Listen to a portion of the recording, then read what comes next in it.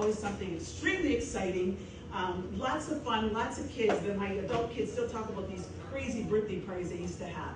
And on one particular day when Joshua was celebrating his birthday, one of the neighborhood kids came in, Shane, one of his good buddies, came in, running in the house with this package, and it was kind of rattling. It was all dressed up nicely. And he was saying, Josh, you got to open this one up first. Open this one up first. And half the kids hadn't even been there yet, but he was saying, you have to open this one up first. So Josh sat down and started unwrapping this gift.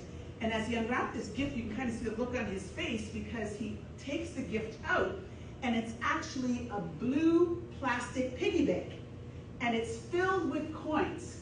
And it's one of those piggy banks. It didn't have that little piece at the bottom where you can kind of pull out and all the money would fall. It was just clear plastic and this little small slit at the top.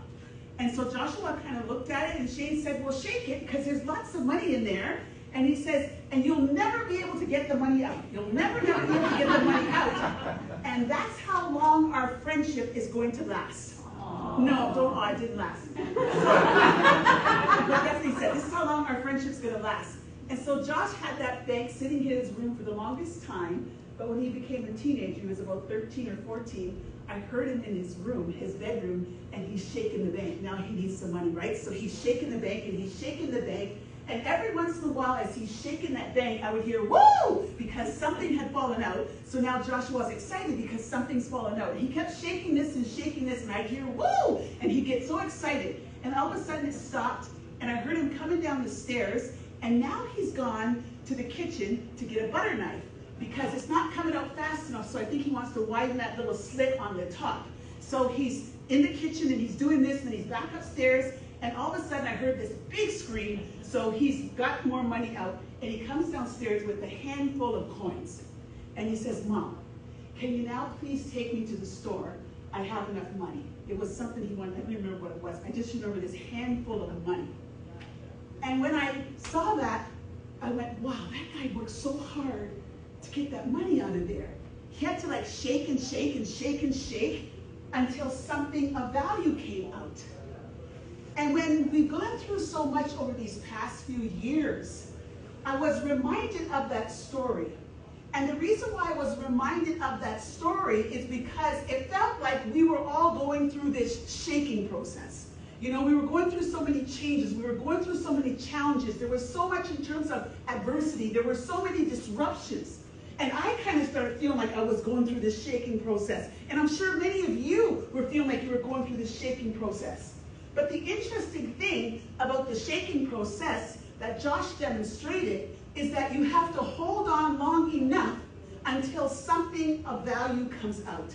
So whenever you're going through any kind of changes, any kind of challenges, any types of disruptions, the goal is always we have to be able to hold on long enough until something of value comes out. And that's where resilience comes in. Because we have to adopt and maintain a resilient mindset. Why? Because there's so many things that happen in all nonprofits. I know it. I lived in that world for many years as an executive director. I know the challenges I was asking Shauna initially, are you a working board or a governing board? In my head, I'm thinking they must be a working board because I know what it's like when it's a small organization and you're in there doing the work too. And so there's a lot of changes, there's a lot of challenges, there's a lot of diversity. And some of those challenges that you're dealing with, I heard the accountant speak very kindly about it in terms of, you know, there's some challenges, right? There's some challenges in terms of our funding. There's challenges in terms of, you know, the cost of the goods and services that you provide. They're going up. There's challenges because there's a competition for funding. There's challenges because staff are working around. Where's the staff here, by the way? God bless you. Because I know, no, seriously. I know what it's like. And I'm going to share a quick story with you. I know what it's like because I worked in the nonprofit world for so long. I was the one out chasing the dollars, trying to find funding, begging for money. I was the one doing that. And interesting enough, about 2 weeks ago, I was walking out of a local grocery store, and a woman recognized me, and she says, Rosita. And I was kind of staring at her because I didn't know who she was. And she says, do you remember me? And I said, kind of. And she says, I used to come to your organization because I was one of your funders. And I go, really? She says, yeah, I have to come in this session of organization, decide if we're going to give you money. And she says, one thing I remembered about you, you were always so enthusiastic. Enthusiastic everywhere. Your positive attitude, you were always so enthusiastic. And she says, and do you know what happened when you left your job? I said, what? She said, I applied for it. And I said, you did? She said, yes. And guess what? I didn't take it. And do you know why I didn't take it? I said, no. She says, how in heaven's name did you keep such a positive attitude with such a lousy salary? And I said to her, this is what happens in the nonprofit world.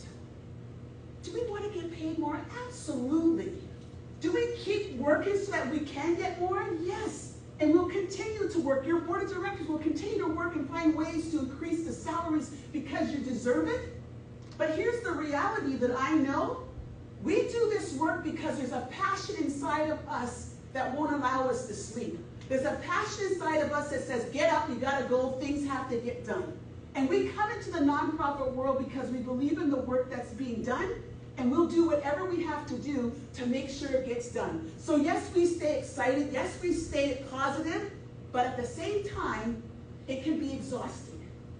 And that's why we're talking in this brief time about resiliency, because it can be exhausting. And we gotta take care of each other because it's exhausting. And so let me talk to you about a couple of things in terms of change. Anybody that's working in this world today knows that there are challenges. Anybody that works in this world knows that there's constant disruptions. And anybody who works in this world knows that we have to pay attention to our health because it will impact us even when we don't recognize it. And so when any kind of disruptions, changes, challenges, funding issues, whatever they may be, there will always be four forces that will work against any kind of momentum that you try to make in terms of changes. Even when you go, I'm going to get this right, I'm going to do it, there's always going to be these forces that are going to challenge you. And number one, the biggest force is going to be fear. The second force is going to be the status quo, because it's always so comfortable to just do it the way we've always done it, because it feels good. I don't want to do anything different. It's going to make me vulnerable. It's going to challenge me a little bit. It's going to test my knowledge. I don't want to do anything different because it feels too good in this safe spot. So I don't want to move. But that's a force that will always work against the momentum of change.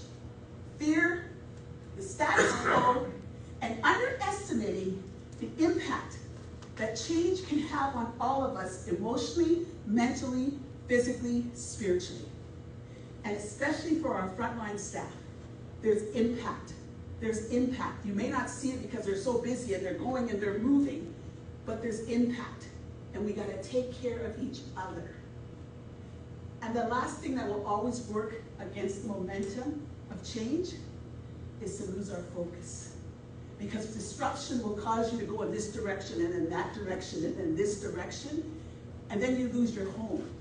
You lose the goals, you lose your strategic goals, you lose the mission, you lose the vision, you're doing it but you forget.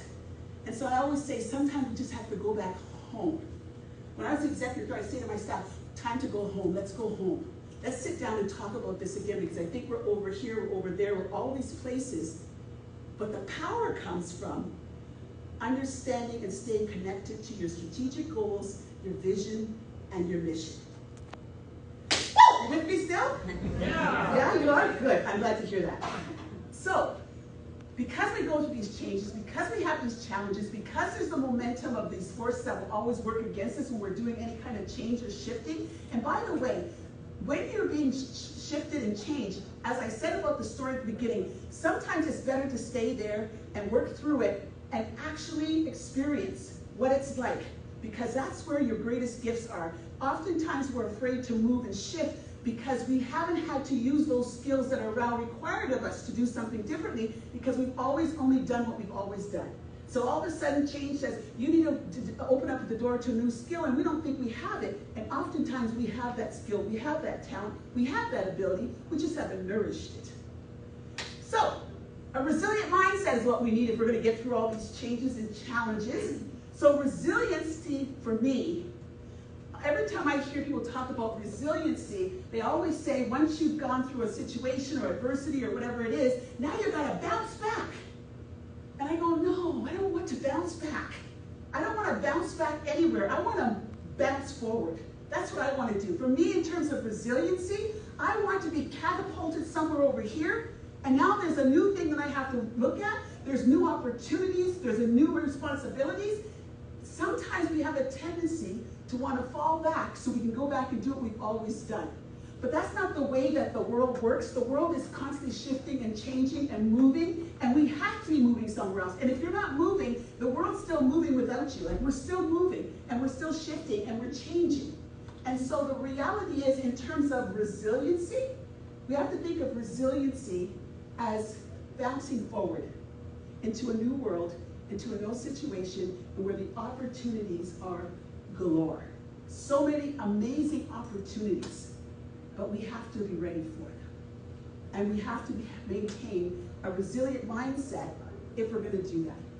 So I want to offer you 5 tips that I think will help you to maintain a resilient mindset as we move through these changes and these challenges, which will constantly come. I mean, you've been here for 48 years, and you know that changes and challenges are constantly happening, and we have to keep shifting, and we have to keep changing. We have to start looking at new ways of doing things and being different ourselves.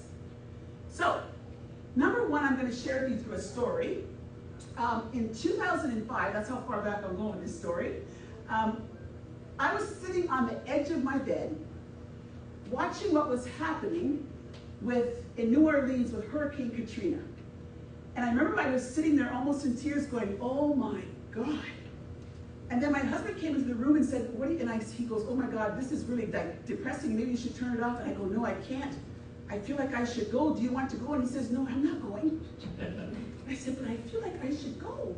And he says, well, go. And I go, I don't want to go by myself. And he says, well, you should go. Maybe there's teams that are going. You should go. And then nothing was happening. 2-3 weeks went by. And then I got a call from a nonprofit group. It was called the Junior League. I don't know if you're familiar with the Junior League of Burlington and Hamilton. I don't think they exist anymore. But one of the ladies there I knew, Lourdes, and she called me and she says, hey, Rosita, you know what you need in your life right now? And I said, what? More volunteer experience. And I said, really? She said, yes, I want you to come on our board. And I said, not right now. I'm not really interested in a board. She says, no, come on. You have a lot of connections in the community. I want you to come and sit on the board. And I go, She says, well, would you at least have a coffee with me so I could just talk to you about it, and then you can think if this is what you want to do? And I said, yeah, okay. So I sat in Starbucks in Ancaster with her having a coffee. And she's telling me all about what the Junior League is doing, but honestly, I wasn't listening because I don't want to do this. I don't want to go on the board of Junior League. But she's talking, and then she said, and one of the things that we're planning right now is a trip to New Orleans. And then my eyes just popped open, and she said, what's wrong? And I go, did you say New Orleans? And she said, yes. I go, I'm coming on board because I want to go to New Orleans. And she says, really? I go, yeah. She goes, just like that? I go, yes, I want to go to New Orleans. I ended up going to New Orleans with a group. There were volunteers from all over the place. This particular group, there was about 50, 60 women who I didn't even know, but I went on this journey with them. And when we got to New Orleans, here's the thing that stood out for me and why I'm still sharing this story so many years ago, so many years after. As they were taking us through some of the communities to show us where we would be working, one of the things that stood out for me is that every time we passed houses, you could see on the house how far up the water line was. And in my heart, I go, oh my God, I pray to God people made it out of there safely. I didn't know their situations, but you could see the water line. And I'm like, how did that happen, that the water line was so high that anybody could survive that? And it made me think, as we all sat on that bus, that we're going to have a whole different experience now, because this is not going to be a happy journey for us. This is going to challenge us emotionally, mentally, physically, spiritually. And so then I started thinking to myself, by the end of this trip, how high is that water line going to be up on me? Emotionally, mentally, physically, spiritually. And so for all of you doing the hard work that you do every day, you see the line on that house, that water line, we could see it. It was visible. But for the staff and the board who work so hard all the time during these challenging times, emotionally, mentally, physically, spiritually, you don't know where that water line is. So is it below the knee? Is it up here? Is it going here? Is it going to my shoulders? Is it at my head? Is it over my head? Am I drowning? Am I burnt out? Oftentimes we don't pay attention to that. So my first tip to you in terms of resiliency and maintaining a resilient mindset is you got to pay attention not only to your water line, emotionally, mentally, physically, spiritually, but you must pay attention to the water line of all the people around you that you're working with, that you're supporting, because we got to take care of each other during these challenging times. So pay attention to the water line. Number 2, pay attention to your social, intellectual, and psychological capacity. Your social, intellectual, and psychological capacity. So your social capacity in terms of maintaining resiliency is that you have to make sure you're surrounding yourself around people who are going to encourage you, who are going to lift you, who are going to inspire you on those days where it starts to get a little muddy in the waters. You need a good circle of people around you to build up that resiliency and maintain that resiliency. Intellectually, we need to challenge our brains and see things differently. When you're in this world with meals and wheels, sometimes we can be so trapped that we don't see beyond that. So you got to make sure that you're doing things to stimulate your mind and your brain in a different way. For example, one of the things that I recently did, because I needed to challenge my brain, is I started learning another language, and I also started playing the piano. Horrible at it, but I started playing the piano. So we have to constantly be doing something to let our mind experience something different, because that's how we build up our resiliency. So socially, intellectually, and psychologically is the one that I'm always the most concerned about, because for me, when you're going through any type of change and challenge, the question we have to ask ourselves is, who am I becoming? Because change will challenge your identity. Change will challenge who you are, because oftentimes we can get so lost in the work that we often forget who we are at the core. And we don't want to lose sight of who we are at the core. Why? Because that's where our power comes from. That's where the power comes from. But if we lose sight of that, that's not a healthy place to be. So pay attention to the water line, and also pay attention to your capacity, your social capacity, your intellectual capacity, and also your what was the other one I said? You don't even know, do you? Psychological capacity, thank you. I had a senior mode there for a minute. So your psychological capacity. So that's the first 2. Number 3, it's our energy. We have to plug the energy leaks. Throughout your day, you will always have energy leaks. Has anybody ever had one of those mornings where you wake up and you go, it's gonna be a fabulous day? And then the first person you meet is over. Have you ever had that? Anybody ever had that? Yes, thank you for your honesty. Yeah. So that's because that person has drawn something out of you, or they've poured something into you, and you're going, I was like feeling so good. Now I spoke with Marjorie and I'm like, oh my God. But if you have enough Marjories through the day and you're not taking care of that, you're going to be exhausted by the end of the day. So we got to plug those energy leaks. Sometimes when you're even eating the wrong food, the energy level goes down. There's all these kind of things, even your thought process. Sometimes it's just the things that you're thinking, and suddenly your energy level goes down, and that's not healthy. So you have to be in a habit of recognizing when there's been a leak, because there's a lot of energy leaks throughout the day, and you gotta go, what have I gotta do, because I just had an energy leak, I gotta build that back up again. Because here's what happens when you don't do that, you start to take it out on other people. You start to not feel so good, and everybody else gets kind of what you don't want. And so we have to be very careful and make sure that we plug the energy leaks. Yes? Good. Okay, so that's number 3. Number 4 is we have to practice the art of self-care. And I want to explain that there's a difference between self-care and self-soothing. So, in terms of self-soothing, let's say that you've had one of those days and things are not going very well, and you're like, my God, this is just like a crazy day. It's driving me bananas. What am I going to do? And you go, I know what I'm going to do. At lunchtime, I'm going to go out for a glass of wine. That's self-soothing. Okay, that's self-soothing. And I think you know what I'm saying? We all do that. Or, oh my God, it's been a crap. Let's go for lunch. I'm going to eat the biggest piece of chocolate cake I'd ever eaten before.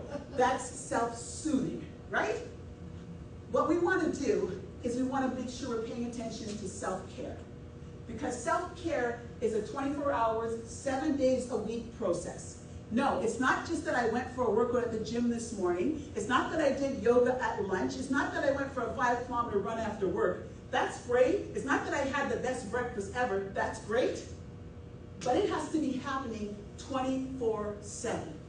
So self-care is like a lifestyle, and you're always thinking self-care in everything that you do. So it's like, yeah, when I go into work and I'm starting to feel like there's some energy leaks, what am I going to do about it? I got to think about that. If I'm having these thoughts that are not good, and I know that that's going to affect me emotionally, mentally, physically, spiritually, how am I going to make that shift right away because it's not healthy? Every movement that you make, every conversation that you engage in, every situation you find yourself in, you're either prolonging or diseasing your body.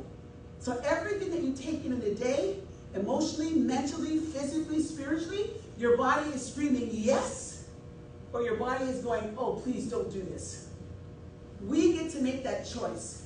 So yes, continue with the yoga, continue with all these exercises, continue eating the good meals, but it's the thought process, it's everything, it's what you're watching on the TV, it's what you're listening to in your car, it's all impacting your health. And when I came to that realization many years ago, it was like a ha-ha moment for me. It's everything that we're doing, your body is taking it in, and if we want to have a resilient mindset, then we have to pay close attention to that.